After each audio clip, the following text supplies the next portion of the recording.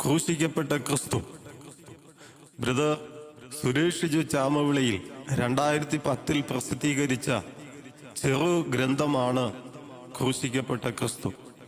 5 അധ്യായങ്ങളായി രചിക്കപ്പെട്ട ഈ പുസ്തകം നിങ്ങളുടെ മുൻപാകെ 5 ഭാഗങ്ങളായി വെളിപ്പെടുത്തുവാനാണ് താല്പര്യപ്പെടുന്നത്.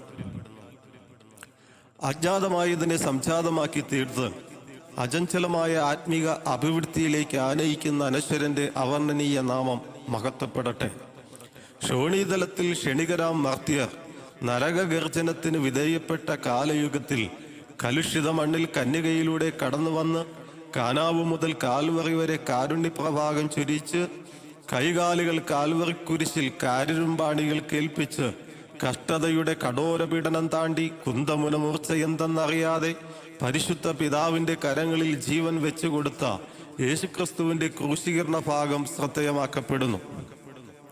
ലോകം ദർശിച്ച ഒരേ ഒരു ശ്രേഷ്ഠ മഹാത്മാവാണ് ക്രിസ്തു. കാലയവനികൾക്കപ്പുറം കടന്നെങ്കിലും ഹൃദയ യവനികയിൽ നിത്യം നിഴലിക്കുന്ന നിത്യമകൽ സ്നേഹമാണ് ക്രിസ്തു സ്നേഹം. ദൈവ നിസ്സംഗത്വത്തിന്റെ ഉത്തമ മാതൃകയും ആളത്വ ബന്ധങ്ങളിലൂടെ നിർവഹിച്ച ആഴമേറിയ മാതൃസാക്ഷ്യവും ലളിത ജീവിതത്തോടൊപ്പം ഉന്നത ചിന്തകളും ഉപമകളും ആഴമേറിയ മനോബോധ്യത്തോടൊപ്പം ഹൃദയവിശാലതയും നർമ്മബോധവും സമ്മേളിച്ച മഹത് പ്രയാണമായിരുന്നു യേശുക്രിസ്തുവിൻ്റേത്. ജീവിത സ്പന്ദനം പല ഘട്ടങ്ങളും മാനവകുലത്തെ ചലിപ്പിക്കാറുണ്ട്. ഇത്തരം സന്ദർഭങ്ങളെ സസൂക്ഷ്മം വീക്ഷിച്ച് ഹൃദയ ദ്രവീകരണത്തിന് സമർത്ഥമായ രീതിയിൽ അവവധ സമൂഹങ്ങളിൽ സംക്രമിപ്പിക്കുക എന്നത് ദൈവം തമ്പുരാന് മാത്രം സാധിക്കുന്ന സിദ്ധിയാണ്. കുഞ്ഞുങ്ങളെ ആഴമായി സ്നേഹിച്ച മഹാത്മാവാണ് ക്രിസ്തു. കുരുടർക്ക് കാഴ്ച, ചെകിടർക്ക് കേൾവി, മുടന്തർക്ക് സൗഖ്യം, ബദ്ധന്മാർക്കും ശാപഗ്രസ്തനും ഭൂതഗ്രസ്തനും വിടുതൽ, എല്ലാറ്റിലുമുപരി പാപികൾക്ക് പാപമോചനം നൽകുന്ന യേശുക്രിസ്തുവിന്റെ ജീവിതക്രമത്തിന്റെ വിശാലമായ വേദിയിൽ നിന്നും അടർത്തിയെടുത്ത സന്ദർഭങ്ങളുടെ കലവറയാണ് സമവീക്ഷണ സുവിശേഷങ്ങളും അഥവാ മത്തായി, മാർക്കോസ്, ലൂക്കോസ്, യോഹന്നാന്റെ സുവിശേഷവും.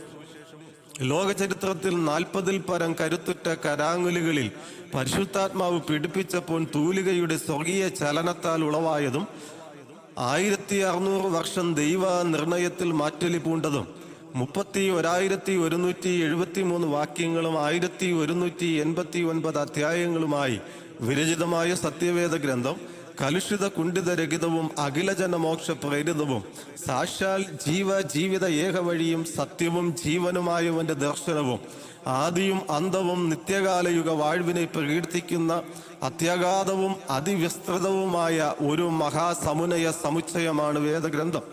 അളവു നൂലുകൾക്കോ അളവു മാനദണ്ഡങ്ങൾക്കോ അളക്കുവാൻ കഴിയാത്ത മഹാസാഗരമാണ് വേദപുസ്തകം.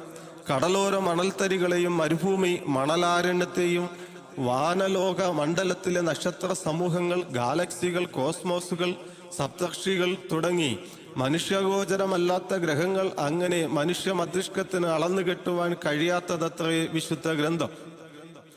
66 പുസ്തകങ്ങളും പരതി നോക്കിയാൽ തെളിഞ്ഞു നിൽക്കുന്ന വ്യക്തിമുദ്ര അല്ല, ജീവനായി വെളിപ്പെടുന്നത് യേശുക്രിസ്തു തന്നെ. 39 പുസ്തകമായ പഴയ നിയമം നിഴലായും 27 പുസ്തകമായ പുതിയ നിയമം പൊരുളായും നിലകൊള്ളുന്നു. ഉൽപ്പത്തി പുസ്തകം എന്ന മഹാസാഗരം മുതൽ അങ്ങേയറ്റത്തെ ദീപായ വെളിപ്പാട് വരെ നോക്കിയാൽ പ്രതിഫലിക്കുന്ന വ്യക്തിമുദ്ര ക്രിസ്തു എന്ന ആളത്വമത്രേ. ഉൽപ്പത്തിയിൽ ക്രിസ്തു സ്ത്രീയുടെ സന്തതി തുടങ്ങി, പിന്നെ മത്തായിയിൽ രാജാവായ ക്രിസ്തുവും, മാർക്കോസിൽ ദാസനായ ക്രിസ്തുവും, ലൂക്കോസിൽ മനുഷ്യപുത്രനായ ക്രിസ്തുവും, യോഹന്നാനിൽ ദൈവപുത്രനായ ക്രിസ്തുവും, ഇങ്ങനെ തുടങ്ങി നമ്മുടെ മനസ്സിന്റെ ഗ്രഹണശക്തിക്ക് അതീതമാണ് അവന്റെ പ്രവർത്തനത്തിന്റെയും പദവിയുടെയും ആഴവും പരപ്പും. ഇങ്ങനെ ഇത്രയും വിശിഷ്ട ഗുണങ്ങളുള്ള യേശുക്രിസ്തു ഭൂതവർത്തമാന ഭാവിയിൽ ആരായിരുന്നു, ആരാണ്, ആരാകും? ഭൂതകാലത്തിൽ സ്വർഗത്തിൽ കർത്താവ് ദൈവമായിരുന്നു. സൃഷ്ടി പരമ്പരയിലെ തൃത്വത്തിൽ അത് നമുക്ക് കാണുവാനായിട്ട് കഴിയുന്നുണ്ട്. ഉൽപ്പത്തി പുസ്തകം 1-ാം അധ്യായം 26-27, 3:22, 11:7, യെശയ്യാവ് 9:6, സങ്കീർത്തനം 24:8, എബ്രായ ലേഖനം 2:11 മുതൽ 14 വരെ. ഭൂമിയിൽ ഈ ക്രിസ്തു ദൈവപുത്രനായി മത്തായി 16:16 2 മനുഷ്യപുത്രനായിരുന്നു. ലൂക്കോസ് 19:10.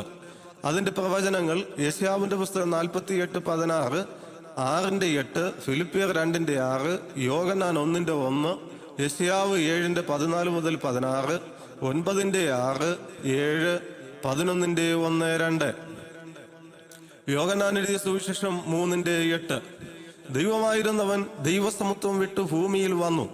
മൃഗമാംസത്തിന്റെ മുഴുപ്പ് കൊണ്ട് മനുഷ്യ മനസ്സിലെ വിഴുപ്പ് മാറ്റുവാൻ കഴിയാതെ വന്നപ്പോൾ മാനവകുലത്തിന്റെ അകൃത്യഭാരത്തെ ചുമലിൽ വഹിച്ച ലോകത്തിന്റെ കുഞ്ഞാടായി ന്യായപ്രമാണത്താൽ ന്യായപ്രമാണത്തിന് കീഴുള്ളവരെ ന്യായപ്രമാണത്തെ നിവർത്തിച്ചുകൊണ്ട് വിലയ്ക്ക് വാങ്ങി.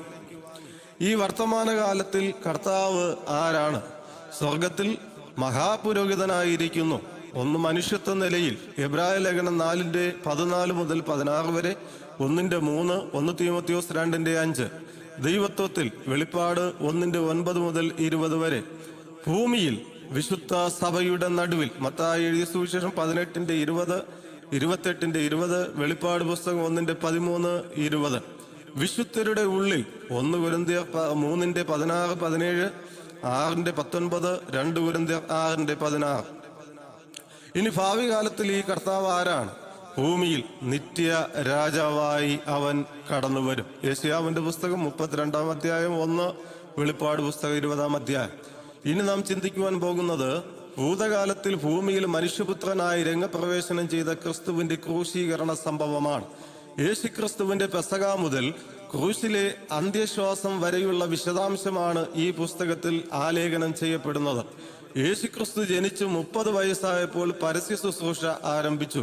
3.5 വർഷത്തെ ശുശ്രൂഷയ്ക്കൊടുവിൽ തന്റെ പ്രായശ്ചിത്ത മരണം അടുത്തു എന്നറിഞ്ഞപ്പോൾ ശിഷ്യന്മാരാൽ പെസഹ ഒരുക്കപ്പെട്ടു.